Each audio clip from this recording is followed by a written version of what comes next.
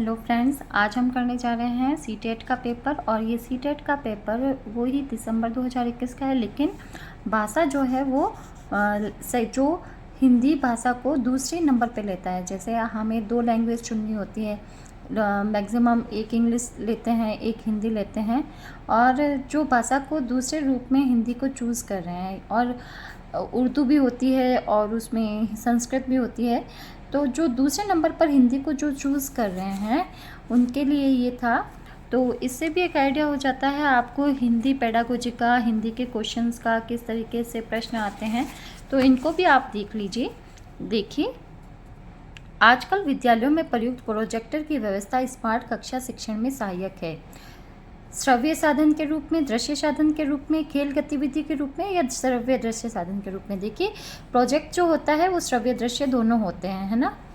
हाँ, कक्षा में बालक के पिछड़ेपन का क्या कारण हो सकता है। देखिए, बहुत इंपॉर्टेंट क्वेश्चन है। पिछड़ेपन का क्या कारण हो सकता है बालक के।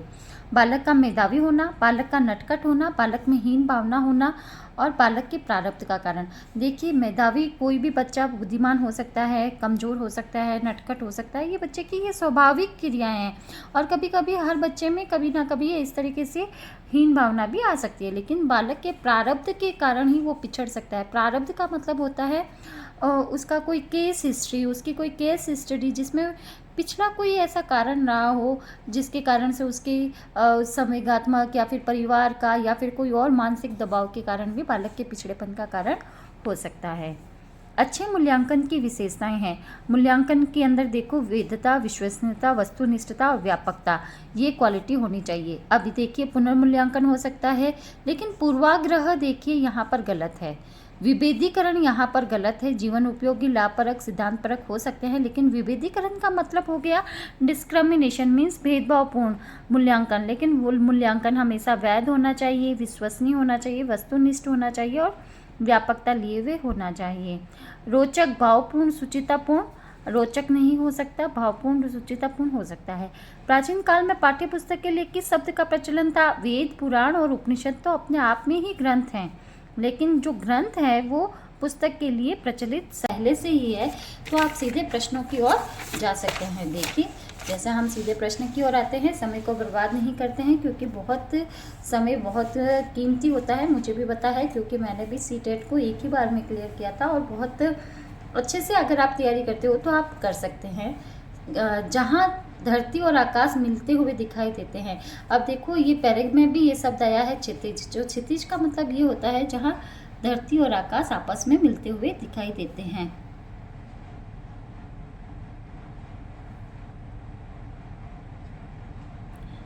देखिए,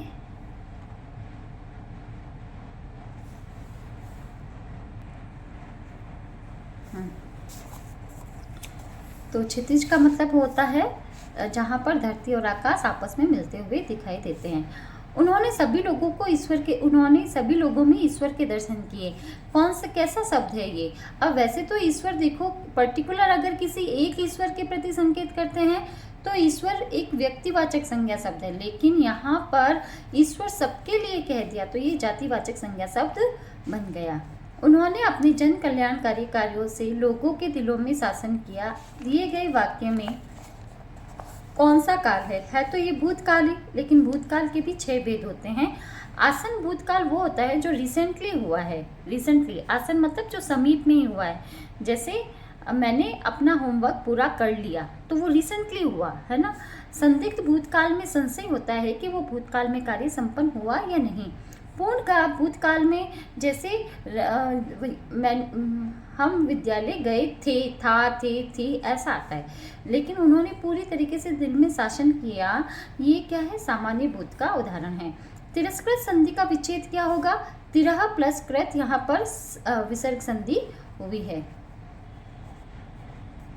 र को उत्तु विसर्ग होकर स हो जाएगा। ईंट से ईंट बजाना मुहावरे का क्या अर्थ है, कड़ा मुकाबला करना। निम्नलिखित में से क्रिया विशेषण क्या है, धीरे धीरे। धीरे धीरे क्रिया विशेषण है। क्रिया विशेषण जिसे इंग्लिश में एडवर्ब कहते हैं।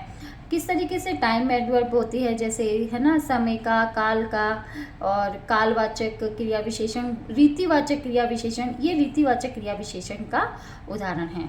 रीतिवाचक का मतलब होता है क्रिया किस तरीके से संपन्न हो रही है ना।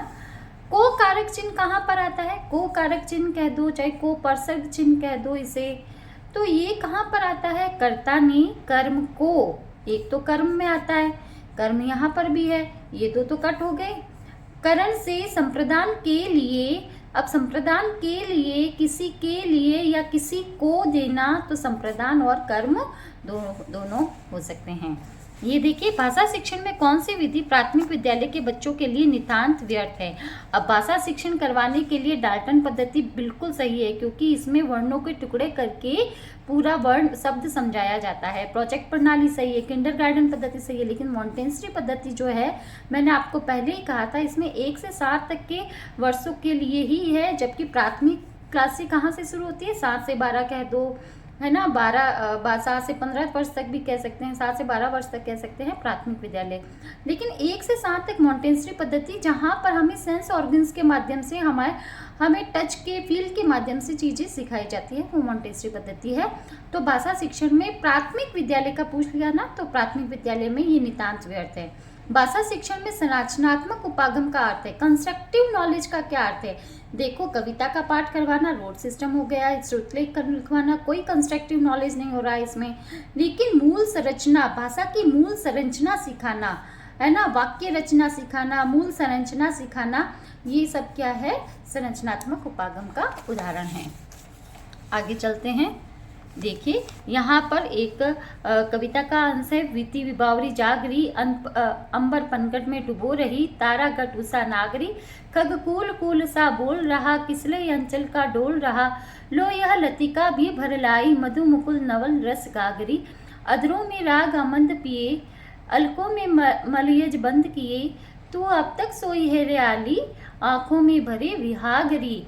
आली का मतलब होता है सखी। अब यहाँ पर एक सखी दूसरे को सखी को जगा रही है और कह रही है कि उठो, विभावरी मतलब रात, रात बीत गई है और जाग जाओ, अंबर भी अब अपने पनघट में डूब रहा है। इस तरीके से यहाँ पर रूपक सा बन गया है पूरा। और बीती विभावरी वाक्यांश में किसका वर्णन किया गया है, पूरा प्रकृति का वर्णन किया गया है ना। और प्रस्तुत कविता में किसे जगाने को कहा गया है, आली को, आली मतलब सखी को।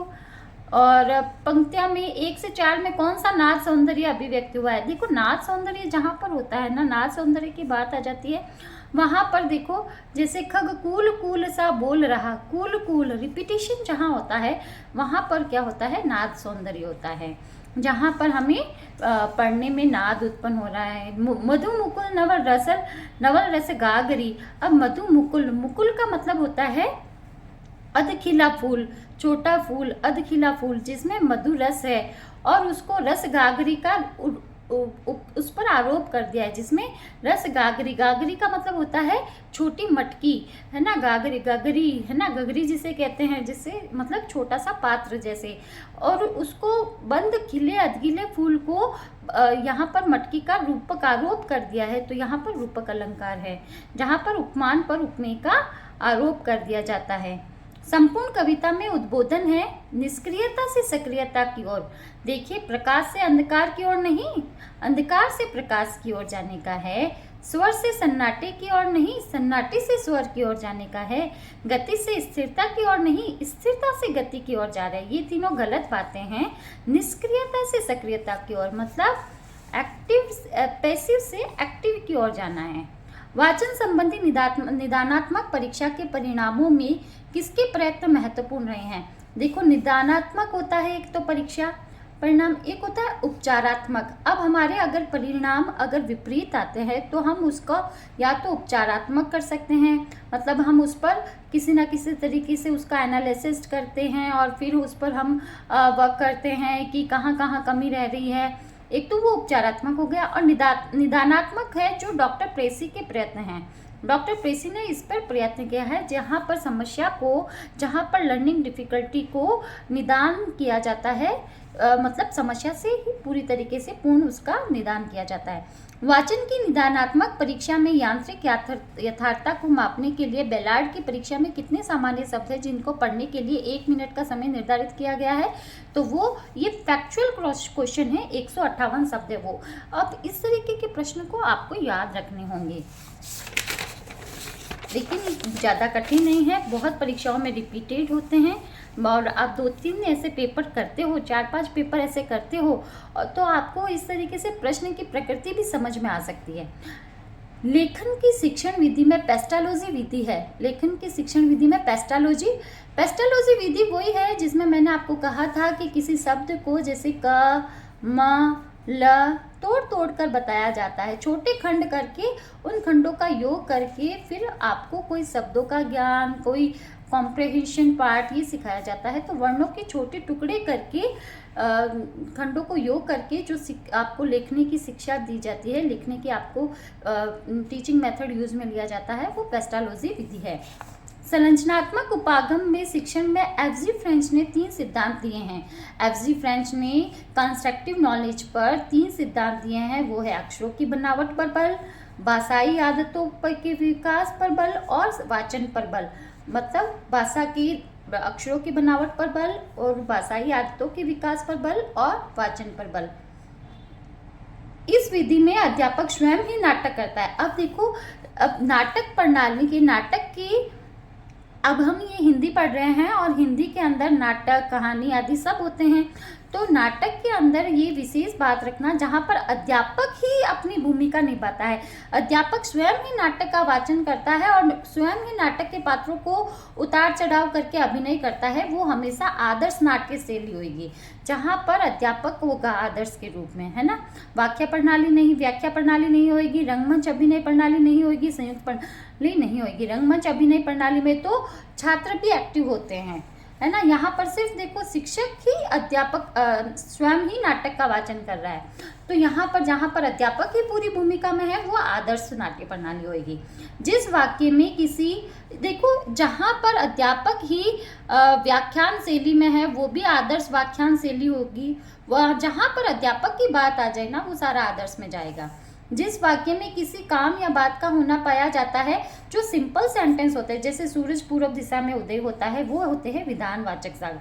आज्ञावाचक में तो वो हो जाते हैं जैसे आप सभी खड़े हो जाइए, आप सभी बैठ जाइए, एक गिलास पानी लाओ, इस तरीके से तो आज्ञावाचक हो गया। इच्छावाचक वो हो जाता है जिसमें ब्लेसिंग्स होती है, जैसे आपकी यात्रा मंगलमय हो, है ना, आप दीर्घायु हुए, है ना। और संकेत में एक डिपेंड दूसरे पे डिपेंड होता है। संकेत के अंदर जैसे जैसी करनी वैसी कर भरनी, है ना, जैसे बोएगा वैसा पाएगा, वैसे वाक्य जो होते हैं जो एक दूसरे पर डिपेंडेंट होंगे, एक दूसरे को संकेत करते होते हैं, वो संकेतार्थक होते हैं। तो अर्थ के आधार पर ये 8 भेद होते हैं। और मैंने एक ट्रिक भी बताई थी वाक्य के भेद का, मेरी एक छोटी सी क्लास है अर्थ में 8। आप इस ट्रिक के माध्यम से ध्यान से जान सकते हो कि अर्थ 8 भेद होते हैं वाक्य के अर्थ के आधार पर, जिसमें ये यहाँ पर ये 4 बताए गए हैं। निषेधवाचक होता है और उसमें विस्मयादि बोधक होता है, और भी 2 भेद होते हैं। कारक को प्रकट करने के लिए कौन से चिन्ह इस्तेमाल किए जाते हैं? परसर्ग, जैसे कर्ता, नी, कर्म को, नी, को, के लिए, है ना, से, ये जो चिन्ह हैं इनको परसर्ग चिन्ह कहते हैं। किसी के कहे कथन या वाक्य रचना को अंश को ज्यों का त्यों प्रयुक्त करने के लिए विराम चिन्ह का प्रयोग कौन सा किया जाता है? वो होता है उद्धरण चिन्ह। जैसे किसी का कथन हमने उठाया, उसने कहा और उसको हमने इस तरीके से उद्धरण चिन्ह में लिख दिया, तो वो होता है उद्धरण चिन्ह। अर्थ के आधार पर वाक्य के कितने भेद होते हैं? मैंने अभी बताया था, अर्थ 8। इस तरीके से आप याद रख सकते हैं। निम्नलिखित में लोकोक्ति है। अब देखो जहाँ पर लोकोक्ति और इसमें आप अंतर करना होना, जैसे होना, लेना, है ना, लाल पीला होना, है ना, इस तरीके से होना लेना जहाँ पर आ जाए वो 100% तक मुहावरे होते हैं। लेकिन एक अनार 100 बीमार, ये एक लोकोक्ति है ना। और व्यायाम शब्द में संधि विच्छेद है। व्यायाम में वी प्लस आयाम। अब वी में जो ई जुड़ा हुआ है, ई को य हो गया यण संधि में और आयाम जुड़ गया, तो शब्द क्या बना? आधा व य में आ जुड़ा या व्यायाम, और इस प्रकार से ये संपन्न होता है। अब यहाँ पर इंग्लिश आ गई है, देखो इंग्लिश, जो इंग्लिश को सेकंड लेवल के रूप में चुनते हैं उनका। अब यहाँ तक हमने हिंदी के 30 प्रश्न किए। आपको ये कठिन लगे नहीं ना? तो इस तरीके से मैं आप लोगों के सामने रोज़ 15 मिनट की क्लास में एक एक पेपर सॉल्व कराऊंगी। आपको अगर मेरे वीडियोस पसंद आ रहे हैं तो प्लीज़ चैनल को लाइक सब्सक्राइब ज़रूर करें। Thank you.